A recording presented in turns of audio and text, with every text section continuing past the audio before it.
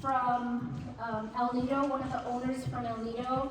Really appreciate Wendy with her hospitality of allowing us to have our community member meetings at El Nido, and also the Tesuque Village Fire Department also has allowed us to have community member meetings, and then taking it to Principal Thomas, who oversees Tesuque Elementary School, and real important, my 10-year-old daughter is looking at me, giving me a thumbs up.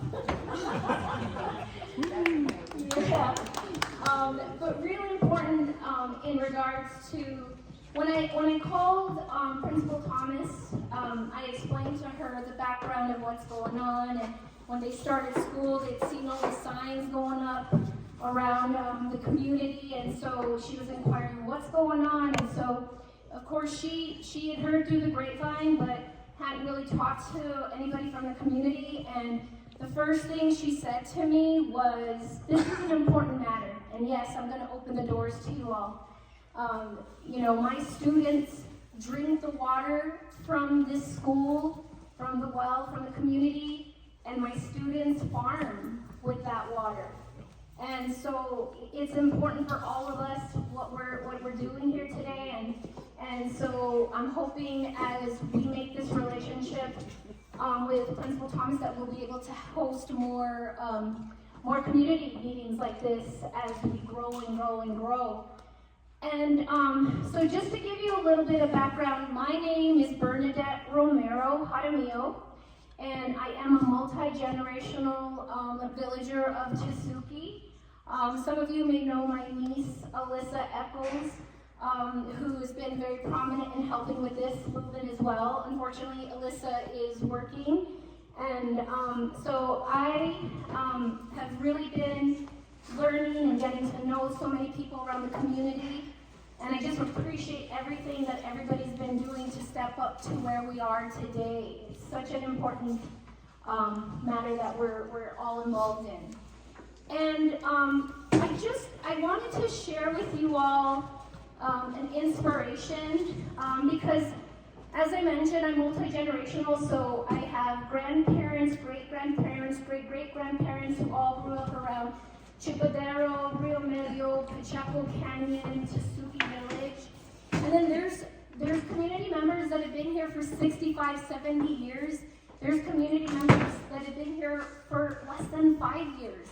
But we're coming together as a community on something that is so important, which is water, which is life, right? I mean, we need it from a human perspective, we need it from our ecosystem perspective, but I've shared this with some of you, and so I want to share it with everybody that's here. And just going back to what community is, so 50 plus years ago, so this gymnasium is named after the memory of my father, Juan D. Romero, and he was instrumental with when the Santa Fe Public Schools had shut down Tesuque Elementary and decided that all the kids are going to go to Santa Fe. And Kathy Sullivan, who's here, was part of that big movement, and that community came together, and they said to the Santa Fe Public School System, nope, you're not going to shut us down. We're going to do everything we can to keep this school open. My parents went to school here back in the late 30s and 40s. I went to elementary school here. My daughter, my brothers and sisters, there's 10 of us. My great nieces, my great nieces and nephews have gone to school here. So this school really means a lot to us. But going back to that movement, what they did is it was hard in those days for people to just get in their car and drive to Santa Fe. It wasn't a hop, skip, and a jump. It took a lot, and they wanted this community to have this school, and they did that. And they all set up tents at the San Isidro Church. I don't know if anybody knows where the little church is here. It's over 125, 30 years old. And they set up tents there, and they told the Santa Fe Public School System, no, we want our school. We want our school. And they had volunteers and the community come together, and they had teachers and people serving food and preparing food, and they did it as a community, and all those communities called Las Vespias was what they put together as their community. And with that, it took them a year to succeed. And it came to the point where I was going back to the notes that we had when we got the school, the gymnasium dedicated after my father, that it took a year because the Santa Fe Public Schools said, okay, we're gonna let you back in the school and you're gonna pay $1 a month of rent to us because it's cold outside and we can't have you and the kids out in the tents. And they did that and they succeeded, and here we are in the school. So it's pretty fantastic, and that's what we're going to do tonight and moving forward, and everything that we've been doing as far as our movement with what's happening with our water. My daughter pointed out there's a little tile back here. It says, from the mouth of a little child, it says, protect our environment. And that's what we're here to do. We're here to protect our environment. We're here to protect our village, to protect our wells, to protect human life. And thank you, and I'm going to pass this on to you.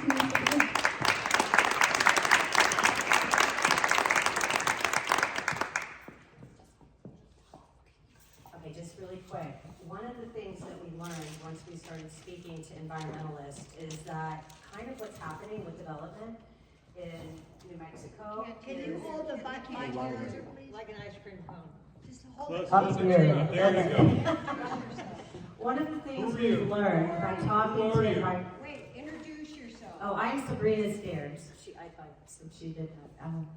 I'm a part of the environmental group that has been working on the ORW and finding out information about this waste treatment plant. My dad was an environmentalist while I was growing up, so we had been consulting him a lot through this process. But recently, we have been put in touch with 2 other environmental scientists who have kind of informed us of the bigger picture with development. So in areas that don't have sewer or water, the county has permitted development, and then they can bring in these waste treatment plants and just keep adding them as they add people. So the waste treatment plants aren't very carefully monitored because NMED is understaffed and can't keep up. So it's kind of a way, it's sort of the Wild West way for development, is what we were hearing from these 2 environmental scientists. So what we have to be aware of here in Tesuque is that Bishops Lodge will start with 1 wastewater treatment plant that's basically publicly monitored sewage rather than having the government monitor it like it would in town. So what we have here is a case where Tesuque doesn't really have any protections from that.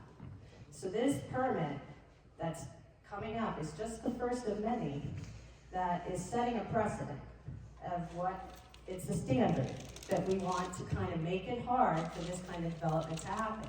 So Las Cabanas and La Cienega, if I said that right, are both places that these wastewater treatment plants are in operation. And La Cienega has basically a swamp on one side where they discharge. It changes the ecosystem, changes the pH, changes the water.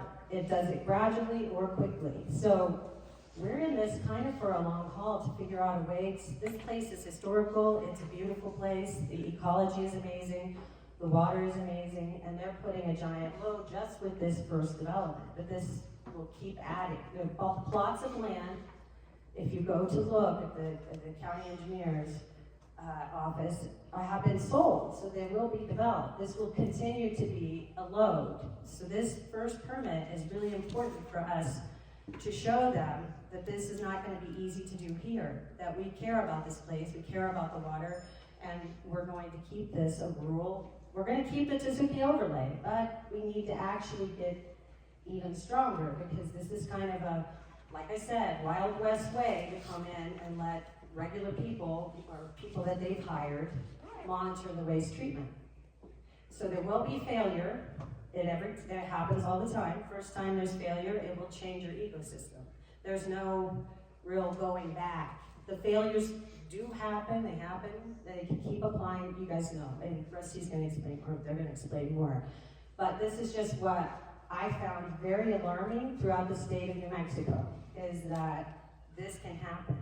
that anybody can plop down, build a big development, and put it on a waste treatment plant, and just keep adding plants as they add people. So there's where we are, and that was the big alarm. So we're hoping for that hearing, and then to keep stalling and finding better solutions. That waste treatment plant is a 15-year-old kid. There are much better things that they could do. A Santa Fe permit of this would be great if they could pipe into that, because that would be government run. I'm not saying that that's perfect either.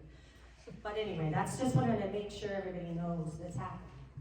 I'm actually not taking questions because we're on a time thing, and Rusty, I think, is next. Yes.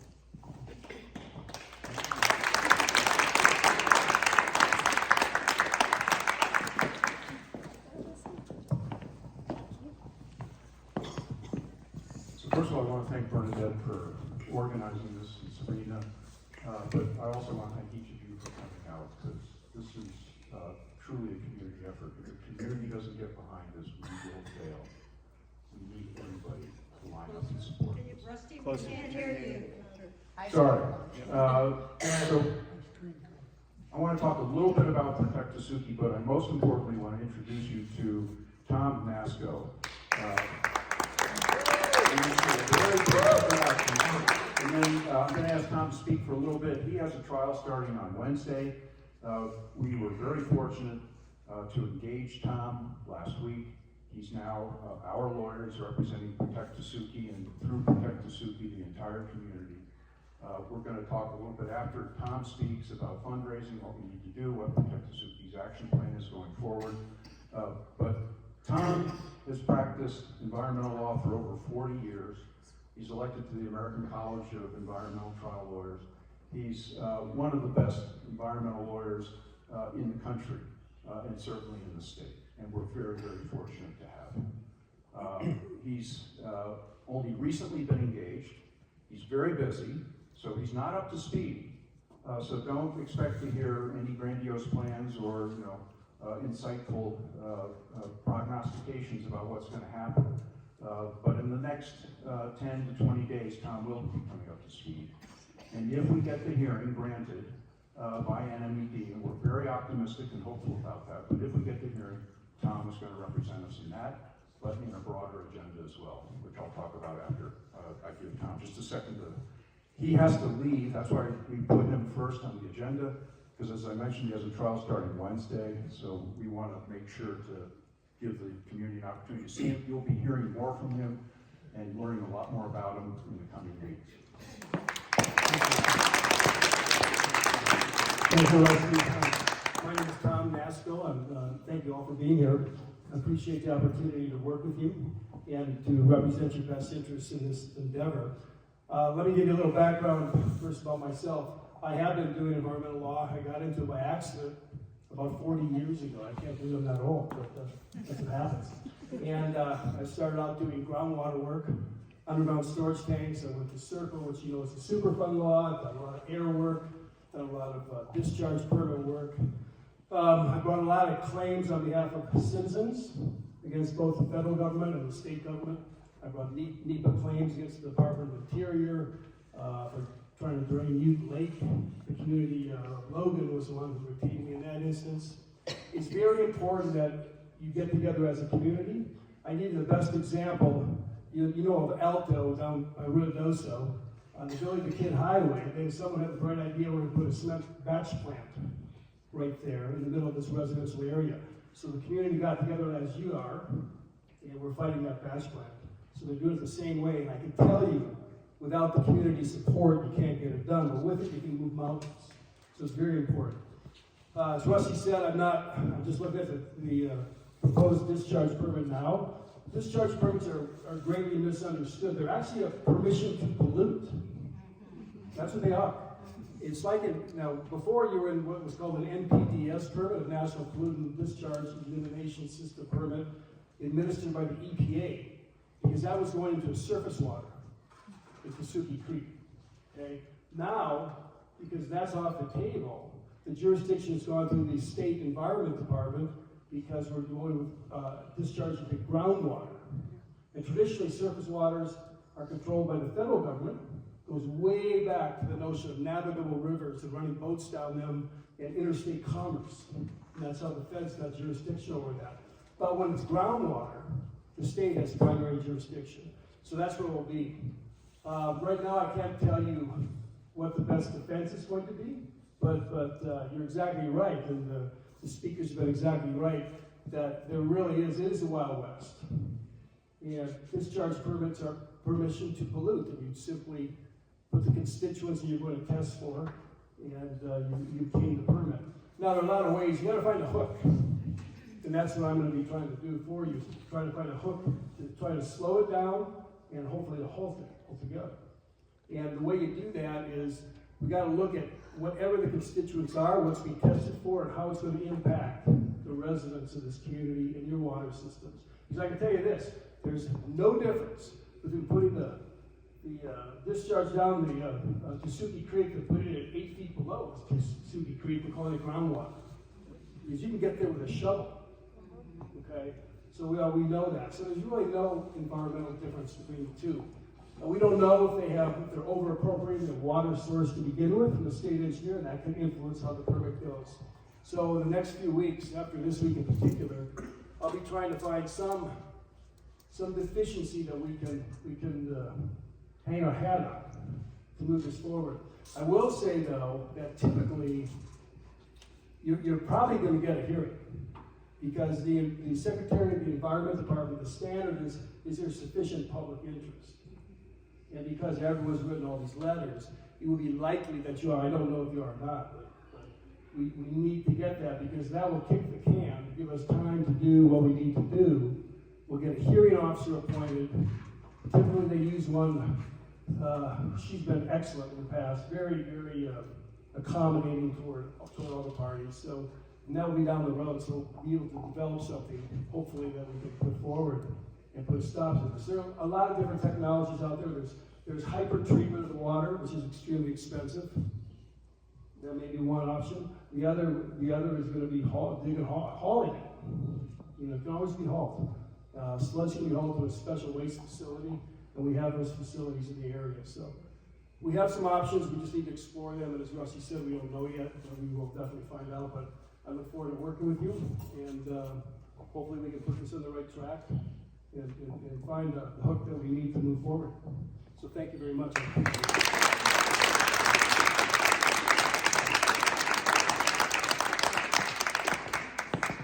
So Tom's not going to be able to stay for questions, but next time he will. So I promise I will. Thanks, Tom. Thank you. Yeah, thank you.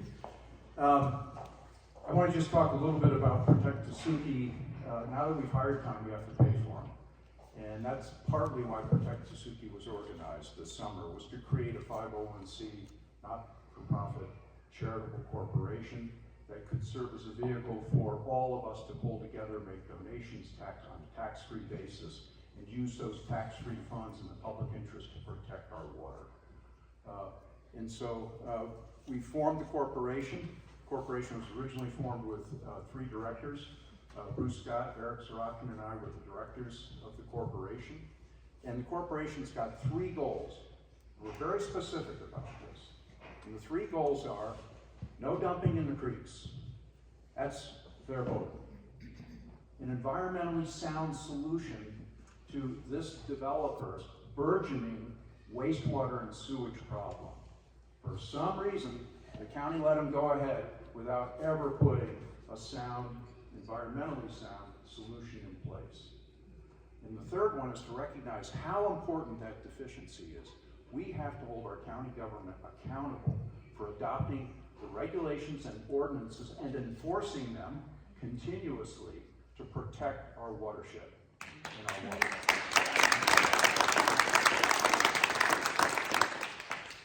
So we're going forward on that basis, and we're raising money to achieve those 3 objectives. That's what we're focused on. The second objective is the one that's urgently in front of us. This NMED permit will issue if we do not stop it.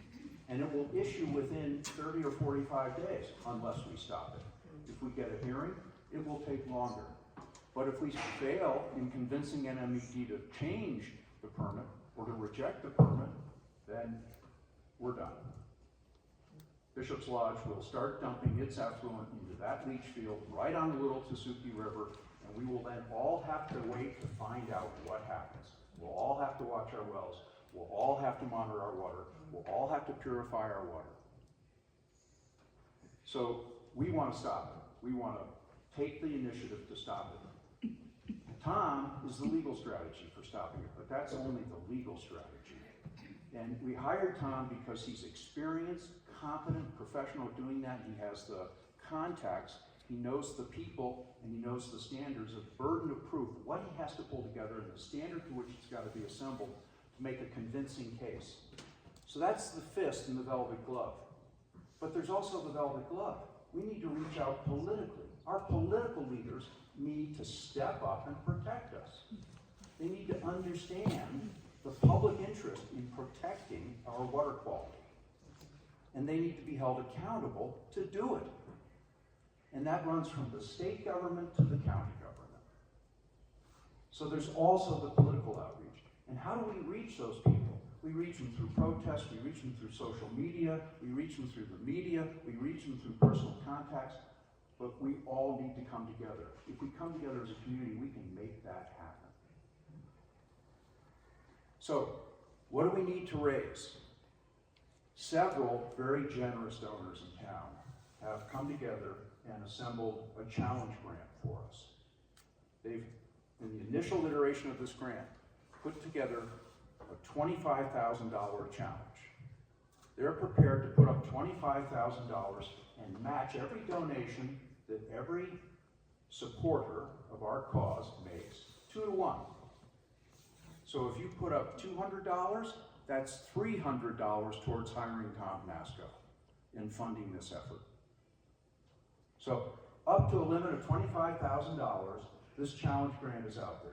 We're going to be putting out more about that in mailings to you through Protect Tesuque. You'll get those so you'll understand how to do it. We've already sent out one mailing about that. We've got some cards here today with QR codes. If you want to start donating right away, you can.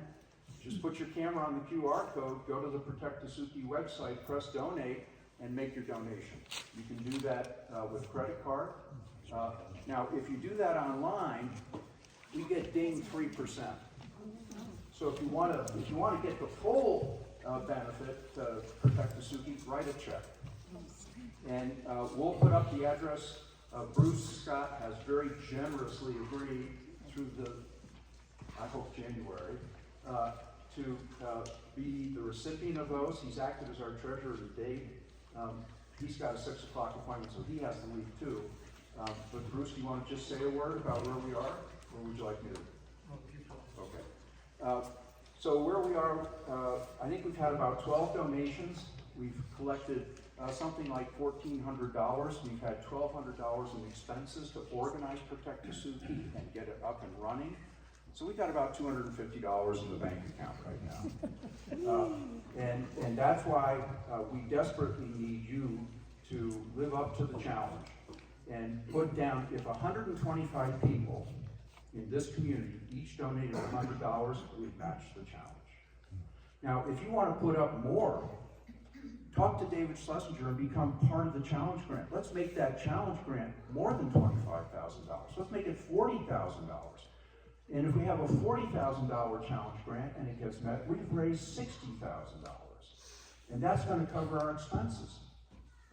So you can donate to the challenge grant, or you can match the challenge grant. It's up to you.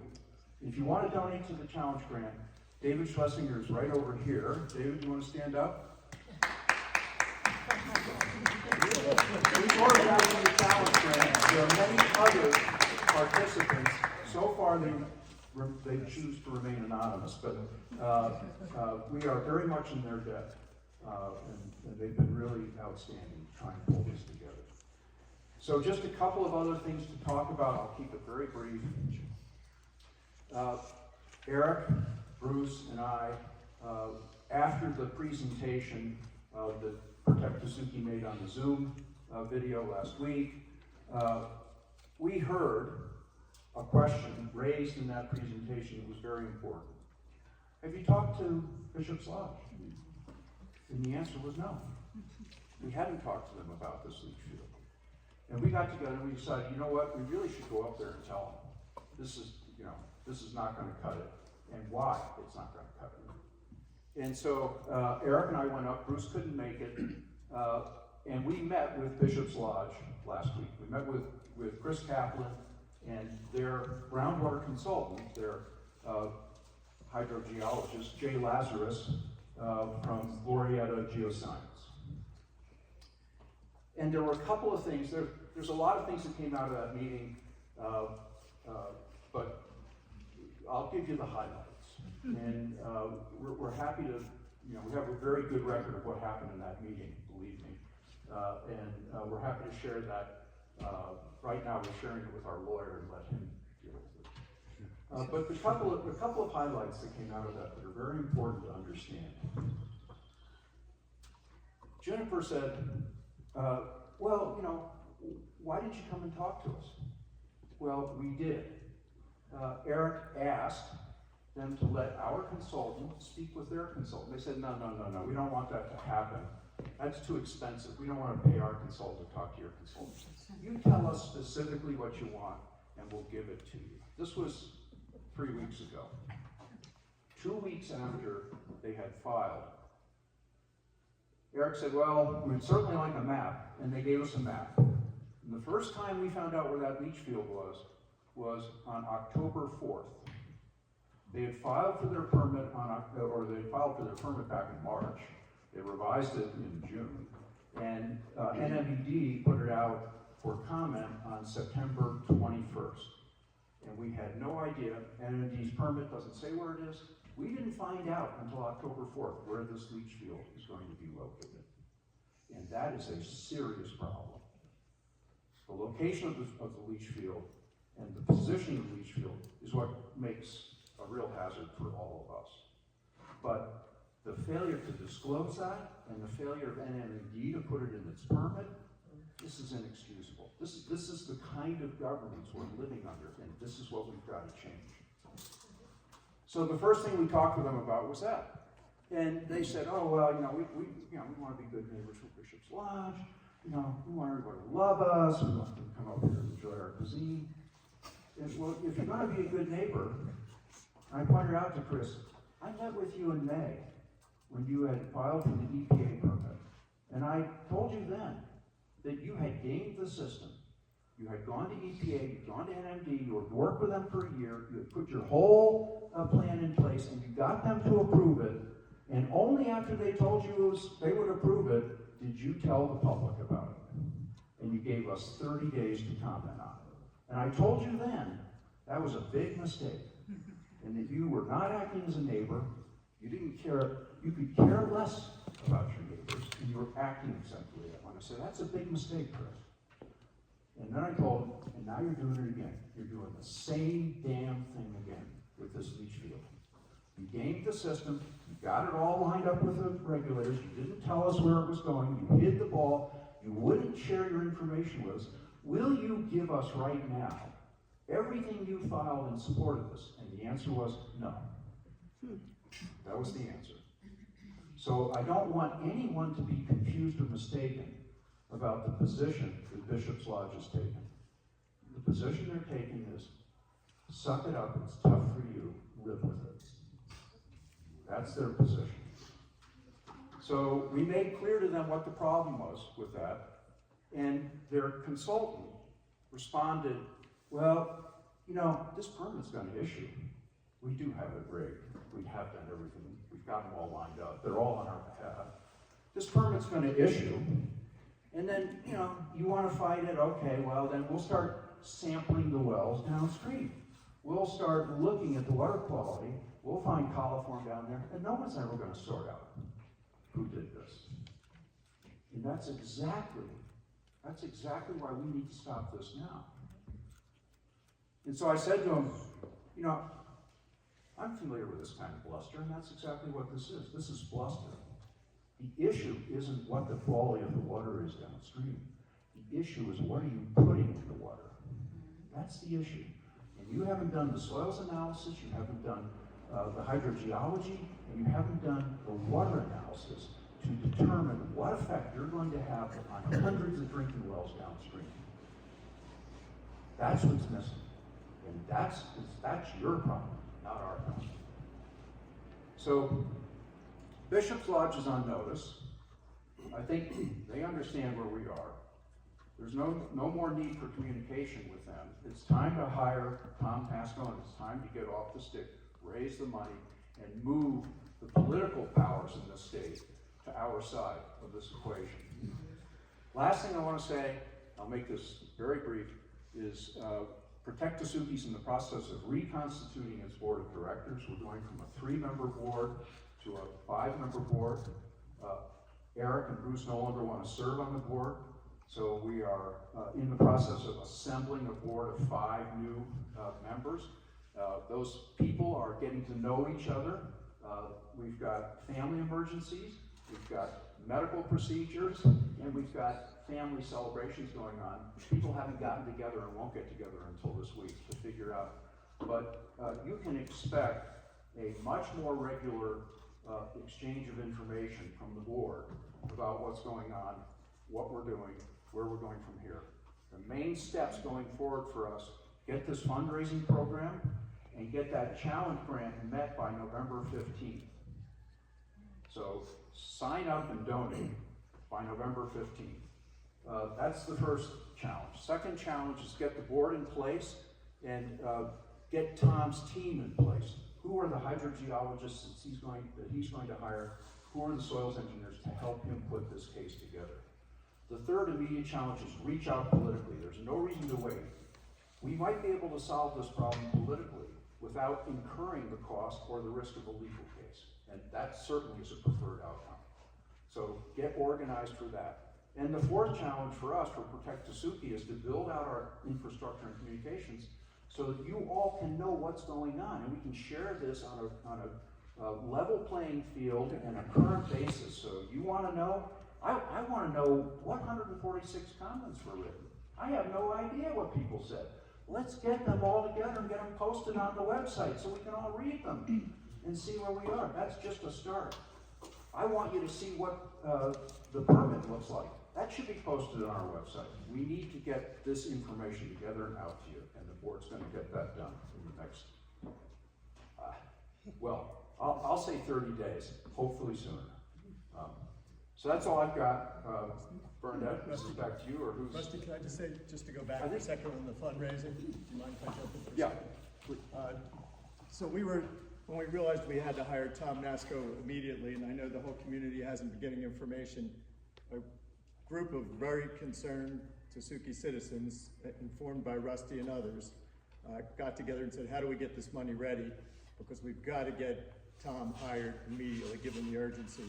And we're very fortunate that about a dozen concerned citizens, whatever we want to call us, all came together and raised the matching grant of $25,000.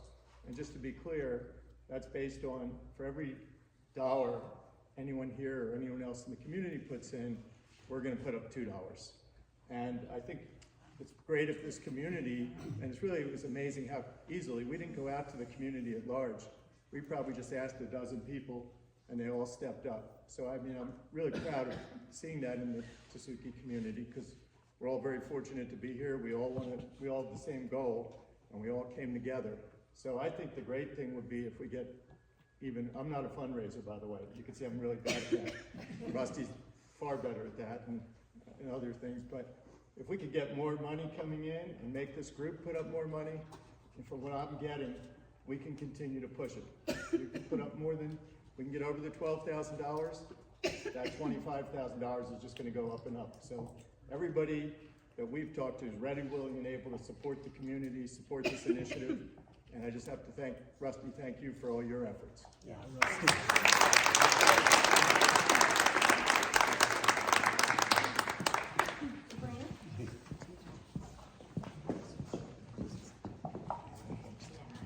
We're getting really tight on time. I was supposed to. Closer then. Getting very tight on time, so I'm just going to update you on ORW and the permit. The old permit is still sitting there. So people have wondered, it's been suspended, but it needs to be rewritten by the EPA, and there would be another public comment period for that to happen. One theory is they got it there just in case they need it as a remediation plan. OR&W, we're gonna need you guys to step up at the first of the year. We're hoping to finish our research by the end of December and nominate the Rio Tesuque or the sections that we can. And we will put out a public call where you go to make public comment. We did get backing from Amigos Bravos on this hearing that we're asking for. So they did, Amigos Bravos is a big water organization out of Taos. They wrote an amazing comment. And all of you did some amazing comments. So we thank you again for doing that. But we'll need periodically to inform you about when we need you to make public comment or come forward. And we will keep you informed so that you know when to do that. But we're still seeking that protection and possibly others. We're just looking for ways to keep the area safe. Who's next? Mark? Are you going to be taking any questions at all? Yeah, we're gonna do it at the end. I'm gonna leave time, sure. Thank you. I have a quick question. Are you also asking former residents and landowners of Tesuque to donate? Everybody. I mean, I just wanna know if Yeah, you started that process. Anyone we I'm can not reach out going to to. fundraise, We could we even just have a small group, but anyone who wants to contribute is welcome to contact me directly. Reach out to everyone. Like, we can facilitate that, and anybody Because I would know be people that welcome. have lived here in the past and would probably jump up. I think this is not just a local current Tesuque resident issue, it's a much broader issue, so we'd be happy to Great, accept it. thanks. Yeah, I put stuff on Facebook too, asking everyone, all my friends, wherever they are, to donate. Hey, there is a sign-out sheet, my speech here is all administrative. There is a sheet going around, so if you could sign in, and the boxes on the right are, what time would you be willing to come in and protest with the rest of us? So there's a little column on the right, if you didn't fill that in, we just want to know if Monday, Friday, or Saturday is best for you. We're going to mix it up this time. We win every Saturday before. Now we're going to mix it up a little bit. So they won't be arranging flights around this. Yeah. The time has changed. Right now we're doing 10:30 to 1 o'clock. And we'll send out messages, but we just want to hear from you what time or days are best for you. On the sign-in sheet, if we've already got your email, you don't need to put it on there. So the most important thing is your name, your attendance here, and the days of the week you might be interested in protesting. So protests are starting again. We had a really good protest last week. And from my perspective, the protest is going to get in the face of Bishops Lodge and stop them from selling the property. And that's probably the best pressure we can put on from a community perspective on Bishops Lodge. So that's why it's really important for us. And we may change that venue. We may be going to the Capitol or maybe going to other places as well. And that's all I had. But now we're going to open up for questions. Are we going to put the signs back up? We're having new signs printed. The messaging has changed a little bit. And then we'll get them to everyone to repost. But yes, get them back on the streets. If you have them hidden, get them out. What happened to the old ones? I have no idea. How do we get them? We'll send an email and ask you if you're interested. Come to a protest. We can hang it and it'll be there. Perfect. So watch out for that email about protest. Put up the old signs if you have them. Yeah, It's okay if they're not perfect. yeah. If you have them hidden, throw them out. For the new signs, I have a new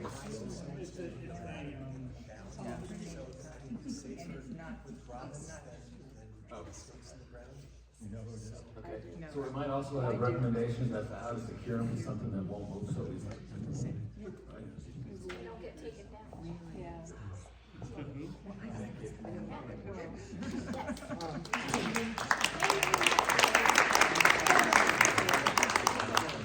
So again, the signs are in process, right? I have to use the wordage for myself, which is strong. Repeat the comment or the statement we can't hear. I love it. I mean, print your own signs, because I don't know that we have a donor for signs. Okay, print your own signs is what's being stated over here. I have them done in signs today. Signs? Signs today. Signs today is where, Or Benjamin's going to get his signs printed. So you have, we can send it printed. Could the possibility, people can make signs and put out. You can make signs? It's kind of interesting if the signs are different, you know what I mean? Like people read them. Yeah, make your own Say signs. what you want to say. This is your chance. Post it in front of your. the team did put together some messaging. We'll send out those. You can start with those. You can make your own, and we'll also recommend the place to get them printed. Thank you. You have a question here. It's related to the fundraising.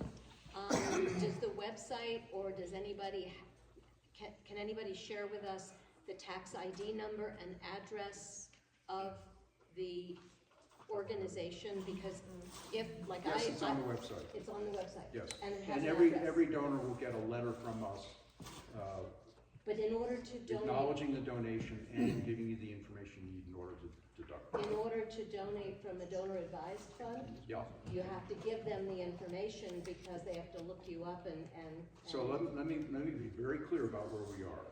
So Protect Tesuque was organized in August, and our attorney, Kurt Summer, here in Santa Fe, did the organization and filed for the 501c registration on an expedited, easy basis. It takes 3 months to get IRS to act on that. God knows what's happening in the course of an election, whether there's anybody working on it. I don't know when we're going to get the final notification. But under the law, you are entitled to, once we filed for that 501c3 designation, which we did in August, every donation thereafter qualifies for tax deductible status.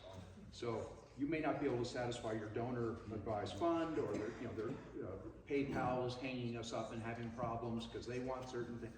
So the final T is not crossed, the final I is not dotted.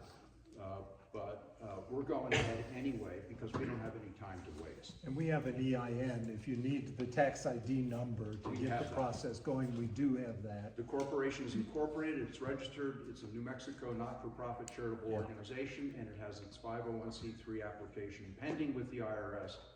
And that is enough to establish, for your purposes, the tax deductibility of any donation you make. Will the donations already received be applied against the challenge grant? Yes, we will take a check, and Bruce has kindly agreed to use his address to receive those checks, and we will make sure everybody has that address. I didn't want to post it until Bruce agreed because it's not fair to him. But he's agreed, and so we'll get that information out to everybody, and you can send him a check, and we would prefer a check because we don't give square 3% of your donation. So that address of Bruce's will be placed on the Protect Tesuque website, is Yes. that correct? Yes. ProtectTesuque.org. I need to say one more thing about the funding, and I should have said this. What do we expect this to cost? So we're working on an estimate, ballpark, first 3 months. Tom Nasco says he thinks it'll be about $40,000 first 3 months, okay? Take it through a hearing to go all the way, $100,000 at least. So we have a real need for fundraising. We have a real need for money. The money we're raising right now, if we succeed, if we get this money in place by November 15th, may take us through December, January. Great. But we're going to have a continuing need to raise funds. And it goes to experts and expert fees, not just lawyer fees. Yeah, It's this about is the not- case as a whole.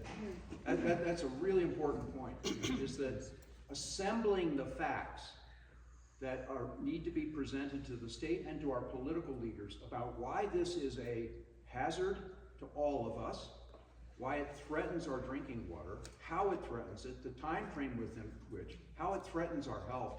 Assembling those facts, that's not Tom Nasco's job. He uses experts to help him. His job is to tell us what facts we need to know. They pull those facts together and present them. And the better it's done, the more convincing our case is. So that's what needs to be done. They need to be paid, he needs to be paid, and that's gonna cost us $40,000 at least in the next 3 months. And I wanted to say, so in some of these meetings, we were kind of using the visual of buckets for the different needs we're gonna have for money. One is legal, obviously. You wanna use But the microphone? There's Can't also hear you. the opportunity to spend. To spend money to do some of the early testing, if we have to do that preemptively. We were talking a lot about, we may be footing the bill for ongoing testing now that we're getting clear that the government's not going to help us with ongoing testing. But it's this idea of early money. Early money makes a lot of difference. If we can donate now, we can get ahead of a lot of these processes. It might be a lot cheaper in the long run if enough of the right pieces are together early. So writing a check is best, because we'll get 100%. That's the key, right? 100% of what's gonna be donated. Yes, Kathy? I wanted to ask about the EPA permit. I understood that EPA no longer had a role to play since the Supreme Court decision. So why is that permit still on pause? That was kind of what I was talking about, and that they might have it there as a backup plan, because they won't have Can't hear you. They might have it holding a place as a backup plan if they want it in the future. But So if EPA it's, no longer has jurisdiction? well, they may still want to dump it in Little Tesuque. You know, Grandfathered in Kathy, jurisdiction? if you want to talk about jurisdiction, Kathy, the issue around jurisdiction was one of the defenses we were going to put strongly to EPA if we had to challenge that permit in that public period. I agree, under the Supreme Court, terrible Supreme Court case, it serves us that they may not have jurisdiction over the creek, but that doesn't mean that EPA necessarily believes that. Oh, I see. And they may proceed anyway, and they may unsuspend their application I see. as backup, so we kind of have to watch both. Interesting. If they unsuspended it, it would still have to be rewritten. It's the old permit that identified that it doesn't run through Pueblo land and that it runs into Rio Medio and Santa Fe. But speaking with federal EPA, they believe that they have jurisdiction because Little Tesuque is classified in their domain. So, anyway. While you're up, could you talk about what we were talking about, that there would be a hearing for earlier on that? What we were making a public comment on is this current discharge permit that You they're. know, from before when you were talking about hearings or OR and W, I don't know. Oh, in the future, we're going to need everyone to step up when we nominate the Rio Tesuque sections as outstanding national resource waters, which raises the water quality standard for anybody that wants to put anything, around or in the Tesuque. So we would have higher standards than the EPA or NMED because it was classified as an outstanding national resource water.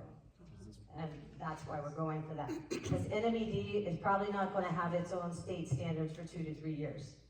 They haven't written them, even if the legislature gave them that jurisdiction, they still have to develop the standards. So it would be a while. What's the engagement with the Pueblos? Does anybody have a feedback on that? Any update on the engagement of the Pueblos? Anyone? I reached out to the Pueblos in mid-September. Joseph Abeda is the water person on their environmental division. I had met with him and the rest of his group in early June, and they came out and they came to the town meeting that we had at the firehouse, and they're outspoken. Joseph hasn't responded. They've gone radio silent. One of the consultants that Tom Nasco was considering using is Phoebe Swayman, and she is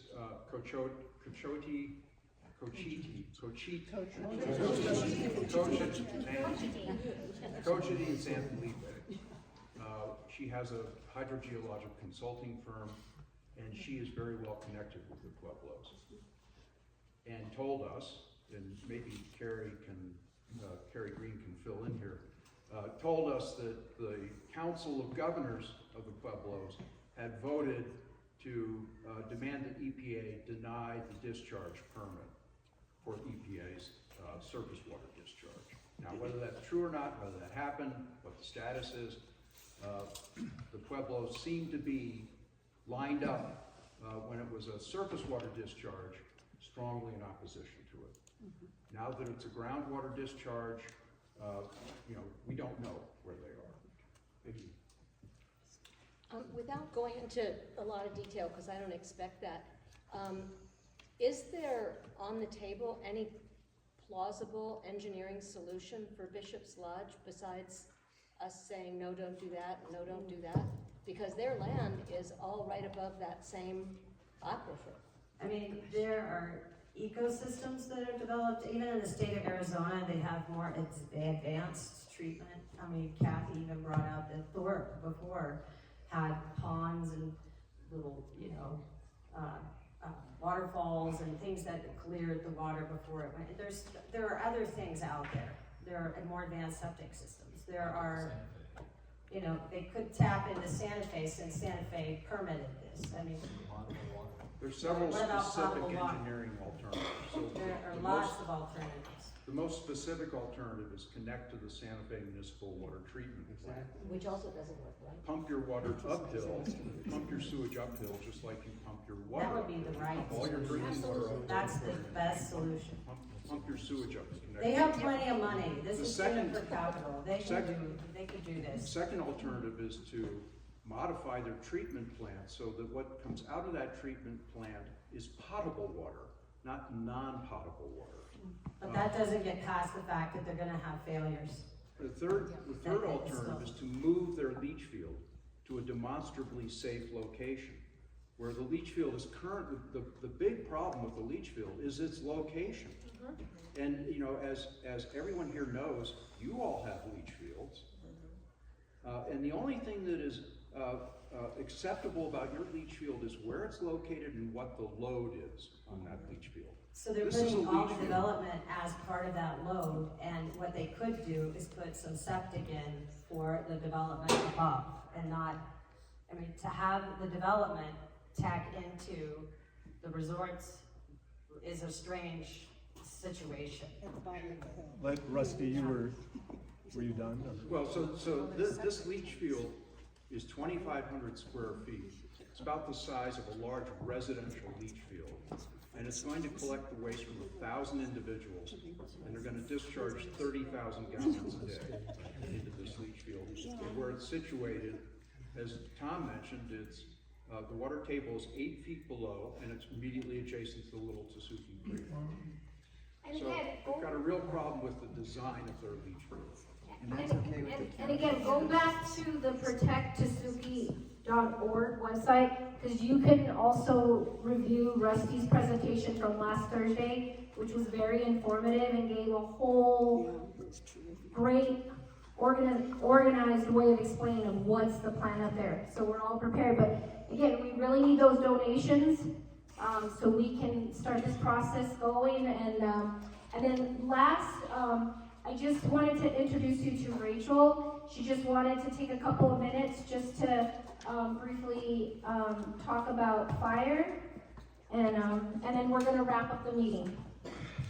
Hi, can you all hear me? Am I close enough? Okay. I'm Rachel White. I've lived in Tesuque for about 15 years, and I took over the FireWise program from Kathy Sullivan about 3 years ago. And this is sort of on the other end of the spectrum from water, but it's as important in maintaining the health of our community and its ecology. And so we live in a very volatile area, as you all probably know. We try to take steps to mitigate that as much as possible so that we don't have a large wildfire passing through our community. So Firewise is a national program. Tesuque is a accredited community through Firewise.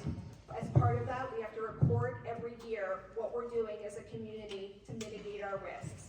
That can be anything. It's trimming dead wood, having it removed, if you've had a tree service come out, if you mow your lawn because leaving super tall grass is a fire hazard, if you bought a wood chipper, if you've hired people to do the work, it all counts, but we have to report it every year to stay a Firewise community.